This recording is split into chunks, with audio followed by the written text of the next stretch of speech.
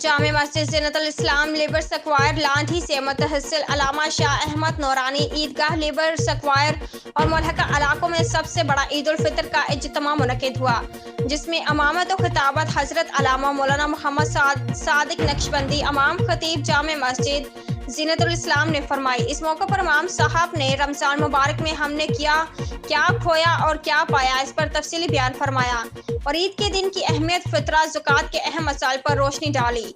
बादशाह मुल्क की सूरत हाल को मद्देनजर रखते हुए रितक आमेज दुआ फरमाई और फ़लस्तीन शाम के मुसलमानों पर बढ़ते मज़ालिम के खिलाफ एहतजाज रिकॉर्ड करवाया।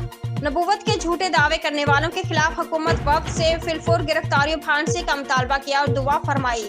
तमाम तर इंतज़ामात अंजुमन तहफ़्फ़ुज़ मुकाम मुस्तफ़ा सल्लल्लाहु अलैहि वसल्लम ने किए। उम्दा में पकाएं और जी भर के खाएं।